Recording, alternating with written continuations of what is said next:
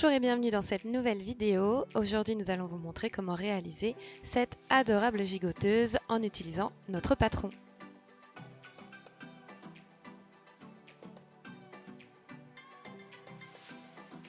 Comme d'habitude, on commence par repasser les tissus.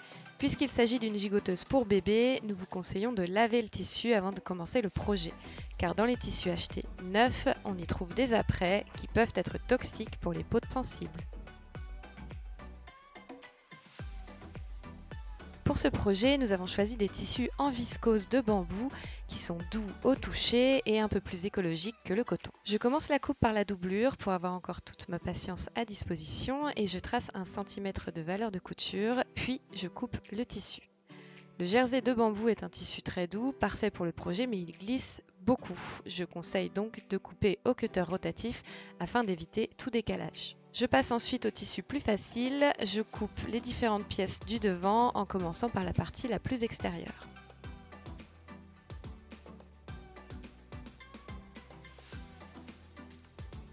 Nous découpons toutes les pièces du devant en veillant à bien tracer 1 cm de valeur de couture partout. Nous n'oublions pas de marquer tout l'écran d'assemblage également.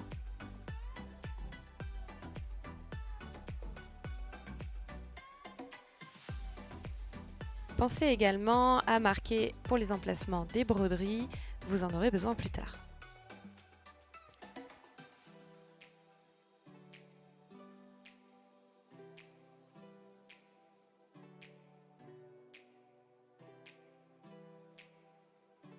Je termine la découpe des pièces en éponge par le dos, ensuite je coupe le molleton qui sera glacé à la doublure. J'utilise du molleton de coton pour faire une gigoteuse de mi-saison, mais vous pouvez utiliser de la ouatine si vous voulez en faire une d'hiver.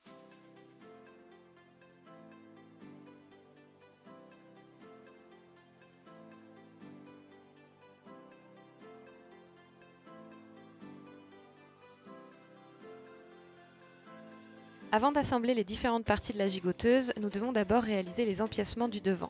Pour cela, je termine de couper la place pour l'empiècement du noyau dans l'empiècement central du devant de l'avocat.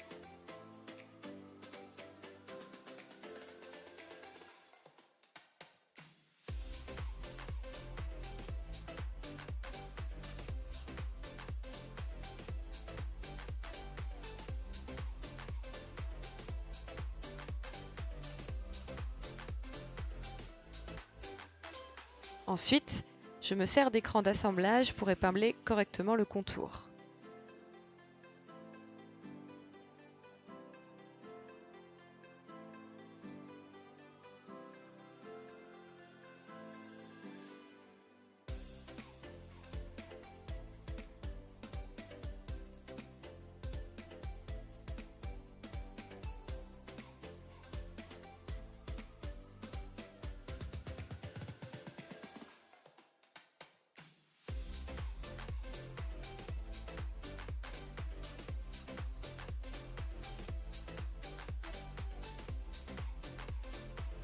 Rappelez-vous que quand on coud une courbe, avec le rajout des valeurs de couture, un côté va sembler plus petit que l'autre. Il n'y a absolument rien d'anormal à cela, rassurez-vous.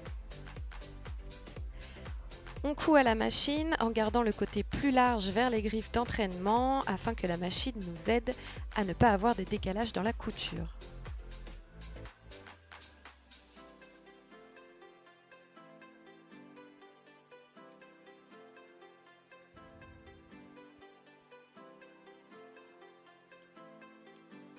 Afin de garder le tout propre et solide même à l'intérieur, on surjette les bords de cette couture. Puis, on découpe toutes les pièces pour la broderie du visage. Pour cette partie, j'ai choisi de la feutrine d'1 mm d'épaisseur en noir et en blanc.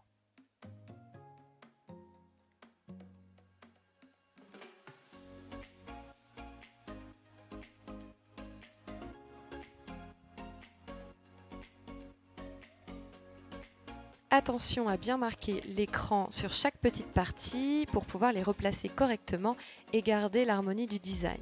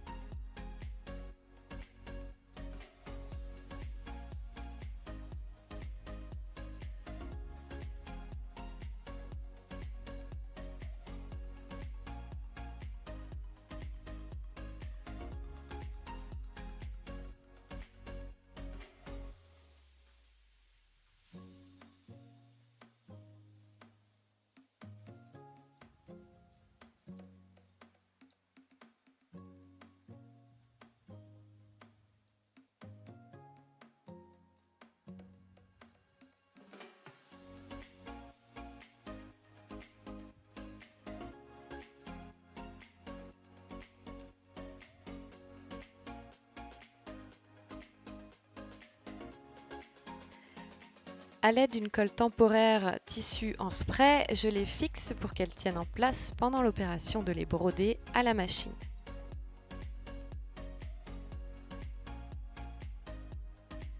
Pour réaliser la broderie, je règle ma machine à coudre sur un point zigzag de 3 mm de largeur et 0,6 cm de longueur.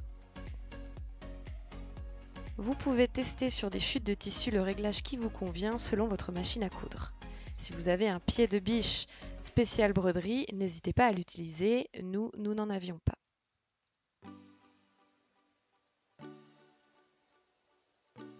J'utilise un pied de biche assez large pour pouvoir voir ce que je fais et j'ai baissé la pression du pied de biche pour pouvoir bouger plus facilement mon tissu.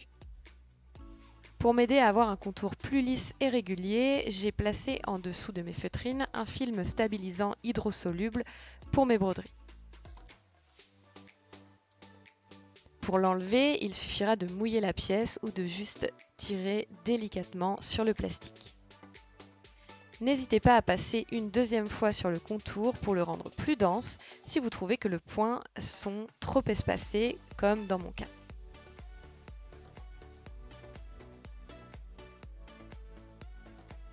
Une fois que l'on a fini de préparer les yeux, on peut placer les éléments du visage sur le devant. Nous avions bien marqué tous les points pour le placement de la broderie et nous les utilisons pour nous aider à placer les yeux et le nez au bon endroit. Puis nous épinglons le tout.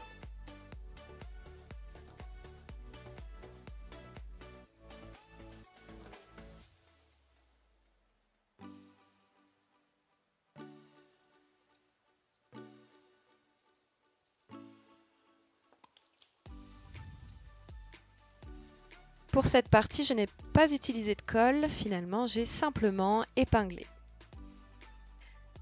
Je réalise une piqûre de maintien pour garder les pièces en place quand je viendrai faire mon zigzag pour la broderie.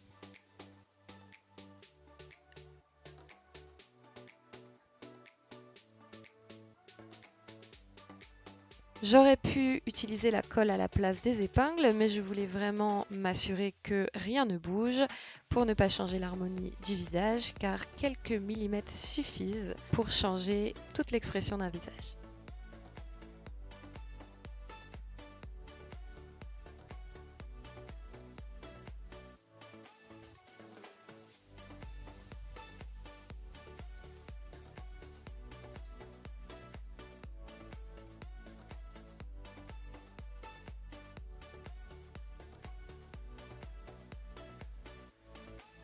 Une fois les pièces placées et sécurisées sur le visage, nous pouvons passer au point zigzag pour la broderie. On ne le voit pas sur la vidéo, mais un film stabilisant a été placé en dessous. Cela permet de glisser et de tourner la broderie beaucoup plus facilement.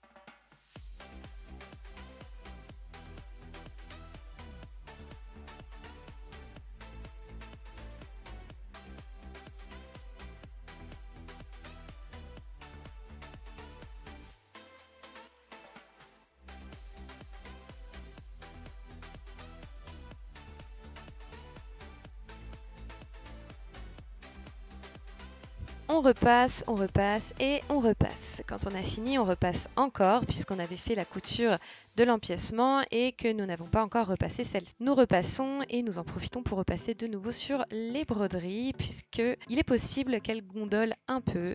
Repasser vous débarrassera de ce souci. Une fois la partie broderie terminée, nous préparons le dernier empiècement, donc la partie avec les bretelles. Nous nous servons des crans et épinglons tout autour.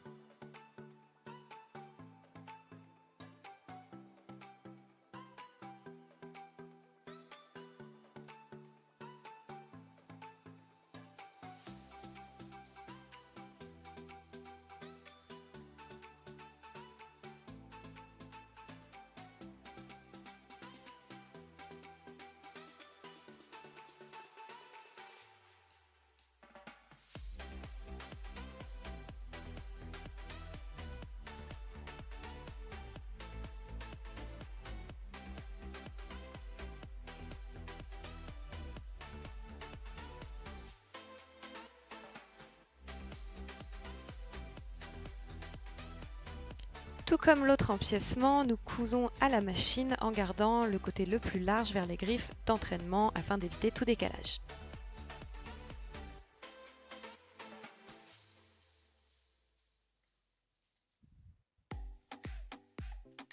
Surjetez ensuite le bord libre.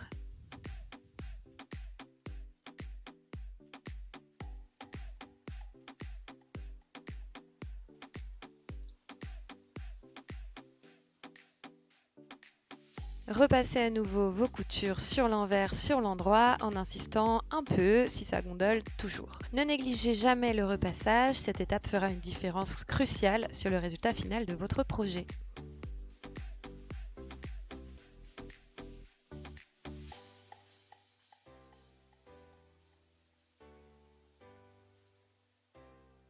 Afin de glacer le molleton avec la doublure, je fais correspondre la doublure et le molleton, puis j'épingle tout autour.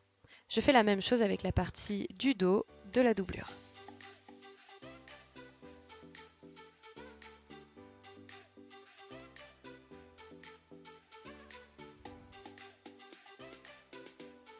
Pour fixer les bords ensemble, j'ai été directement utiliser la surjeteuse, en faisant bien attention à enlever les épingles avant de passer le bord dans la surjeteuse. C'est une opération un peu délicate, il faut y aller doucement en faisant attention d'enlever chaque épingle.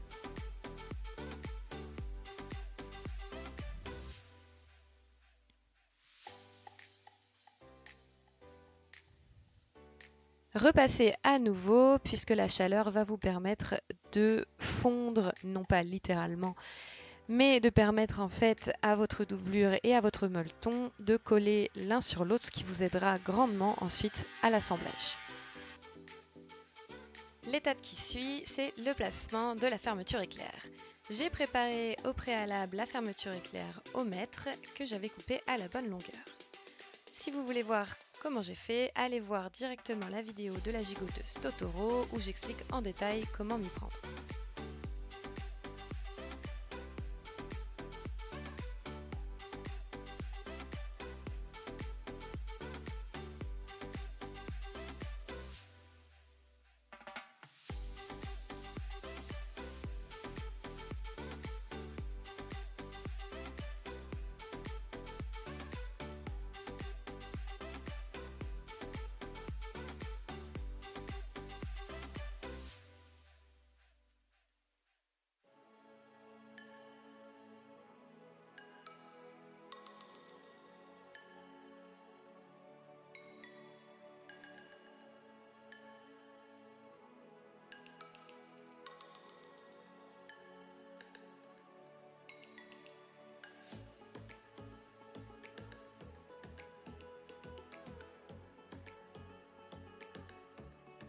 La finition déjà en place en bas bloque le curseur pour qu'il s'arrête. Il nous faut aussi une finition en haut afin de bloquer le curseur pour qu'il ne sorte pas quand on ferme la fermeture éclair. Pour cela, il y a plusieurs façons de faire. Moi, je choisis de plier le bord tissé sur les dents sur quelques millimètres pour avoir une fin de tirette nette. On plie et on pique à la machine, puis on fait la même chose de l'autre côté.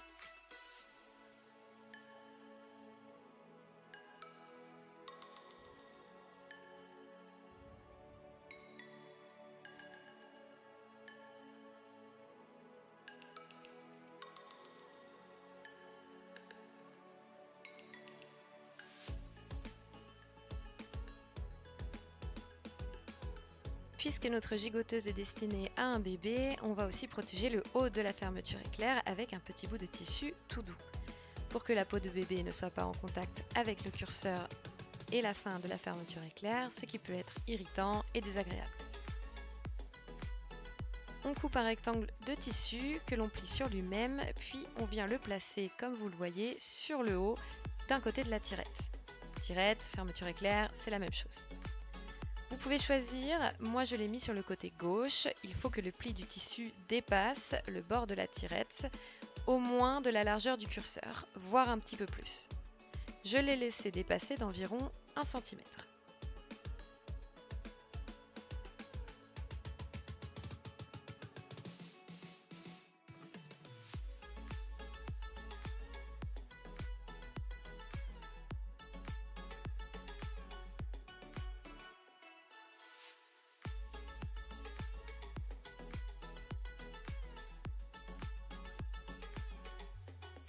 Pour placer la tirette, on commence à 1 cm du bord du côté droit de la gigoteuse au niveau du sous-bras. On épingle tout le long du bord de façon à ce que les dents de la tirette se trouvent à 1 cm du bord du tissu.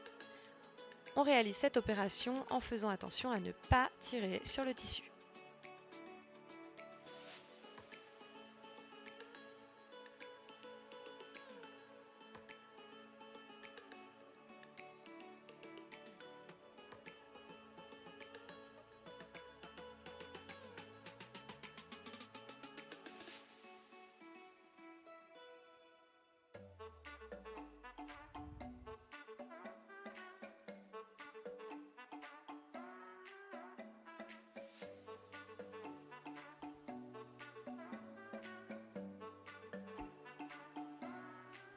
D'abord, nous réalisons une piqûre de maintien à 5 mm du bord de la tirette en s'arrêtant à 3 cm avant la fin de celle-ci. On réalise la piqûre avec un long point, mais on fait bien un arrêt au début et à la fin de la couture.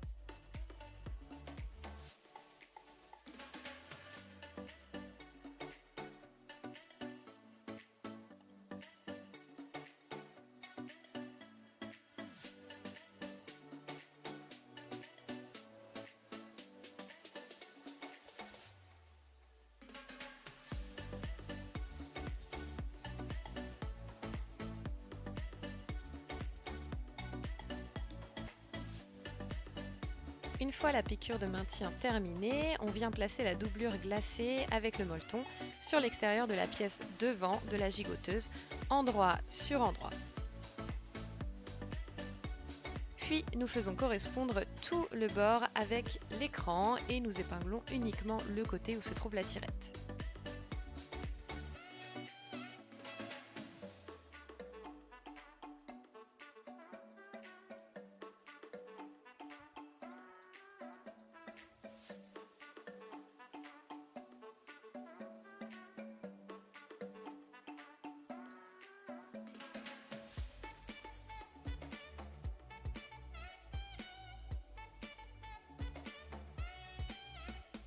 Pour réaliser la piqûre de la tirette sur cette vidéo, je l'ai fait du côté du molleton, mais j'ai eu beaucoup de mal à sentir la tirette au travers, donc je vous conseille de le faire sur le tissu où nous avions fait la piqûre de maintien pour pouvoir vous en servir comme guide.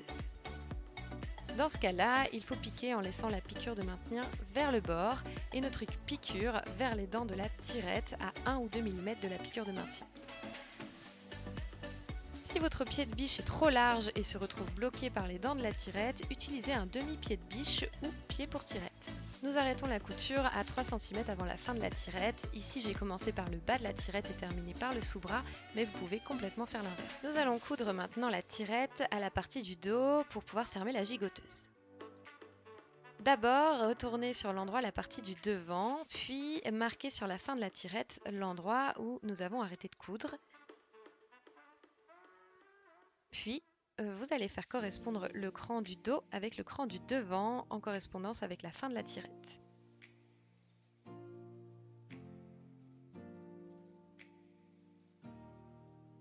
Épinglez tout du long jusqu'au sous-bras du dos.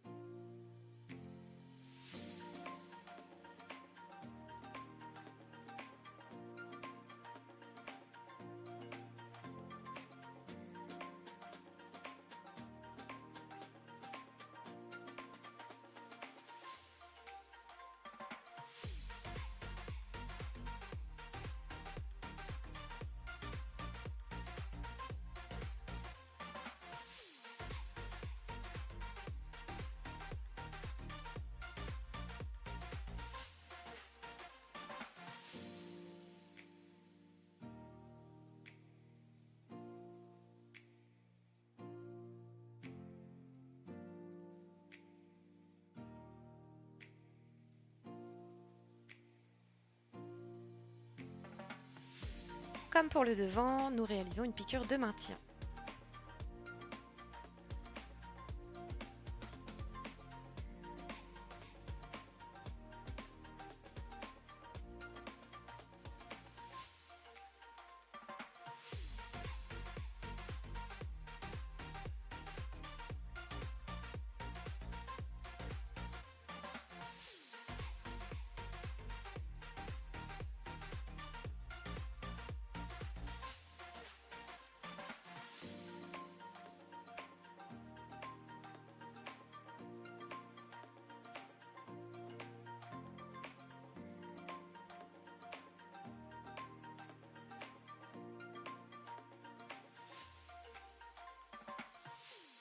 Une fois la tirette en place, placez aussi la doublure pour le dos, puis épinglez en correspondance de la tirette, toujours en laissant 3 cm avant la fin.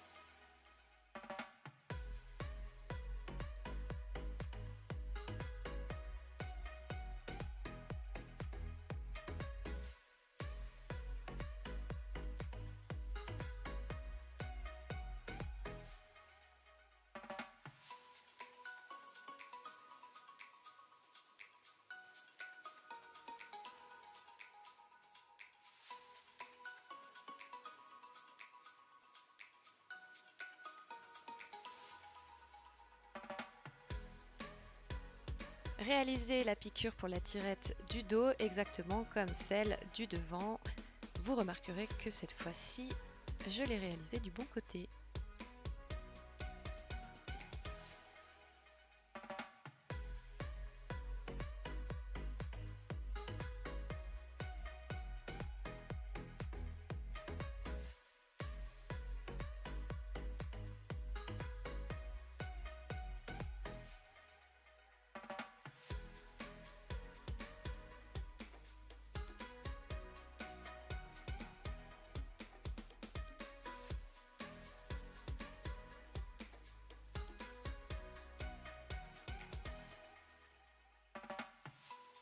Une fois la tirette en place, fermez la partie des bretelles pour le devant et le dos.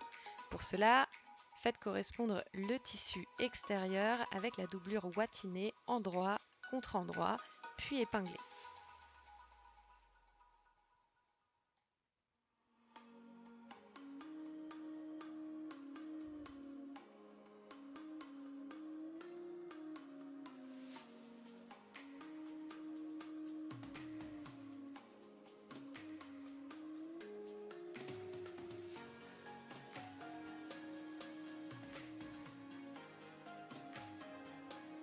Réalisez la même opération pour le devant et pour le dos.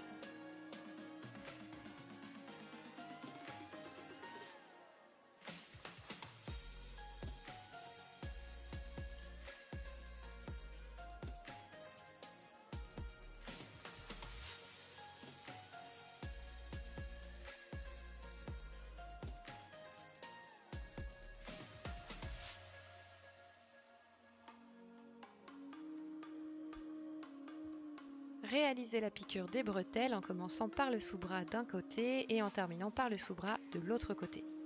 Puisque les arrondis sont très petits, il faut bien faire attention et prendre son temps dans les courbes afin de garder un joli arrondi. Vous pouvez aussi tracer l'endroit de votre couture pour avoir une ligne à suivre si cela vous facilite la tâche.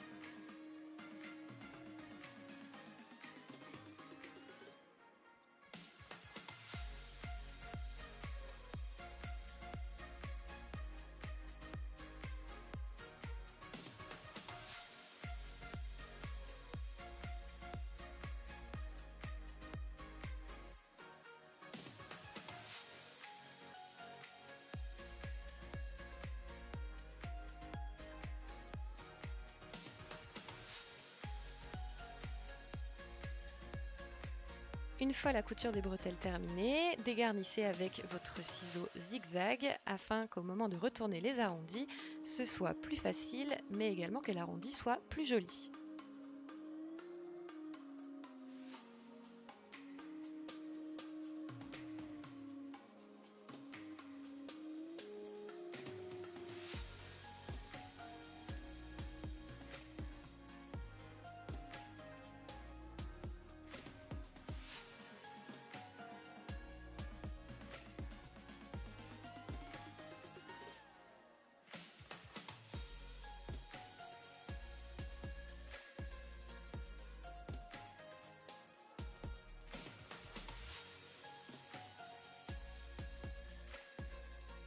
Afin de réaliser l'étape suivante, on va retourner les pièces du dos et du devant, puis nous allons les mettre l'une sur l'autre.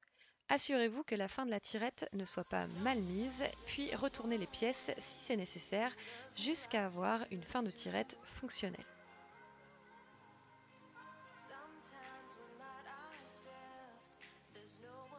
L'idée maintenant, c'est de fermer le côté ouvert de la gigoteuse et nous allons le faire en commençant par son extérieur.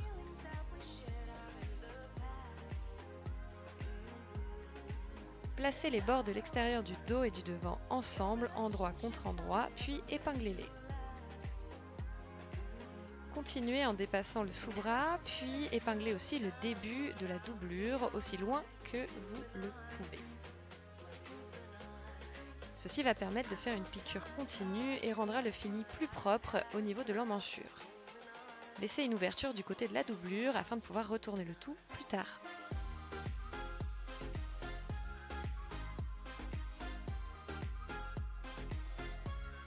Réalisez la couture en faisant un point d'arrêt au début et à la fin.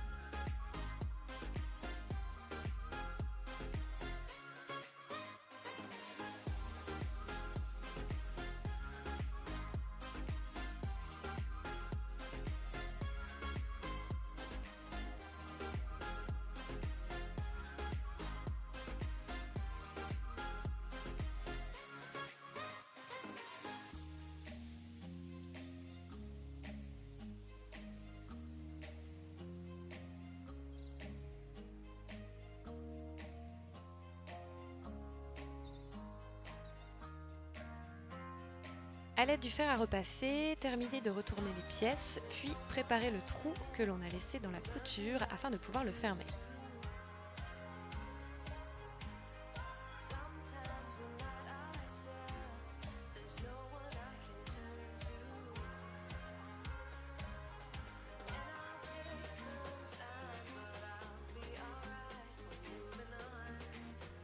Afin de terminer la couture de la gigoteuse, réalisez une piqûre à 2 mm du bord plié que vous avez au préalablement préparé. C'est assez épais, donc il faut être vigilant de ne pas laisser échapper un côté du tissu.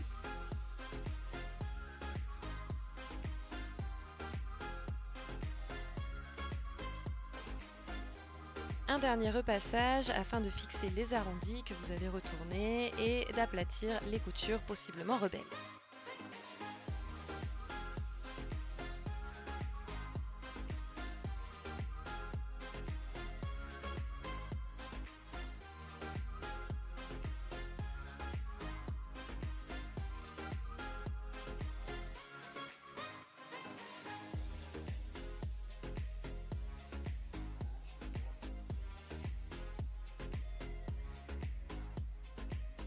Passons à l'étape finale de la gigoteuse. Placez les boutons pression. Vous pouvez utiliser des boutons pression à coudre ou des boutons pression en plastique ou toute autre sorte que vous préférez. Ici, nous avons utilisé des boutons pour anorak car l'épaisseur de la bottine et du tissu risque de casser les boutons plastiques. Nous avons trouvé cela plus sécurisant pour l'utilisation d'un article pour bébé. Pour éviter les risques d'étouffement, il faut bien sécuriser les boutons. Si on les coud à la main, il faut faire double, voire triple passage à chaque couture pour être sûr que le bouton ne se détache pas et qu'il ne vienne pas terminer dans la bouche du bébé. Soyez très vigilants. De plus, vérifiez bien le maintien de vos boutons en les attachant et en les détachant plusieurs fois.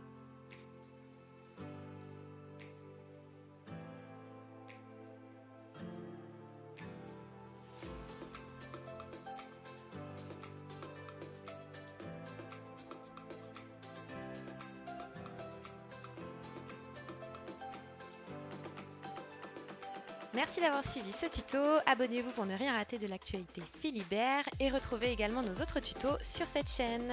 Bye!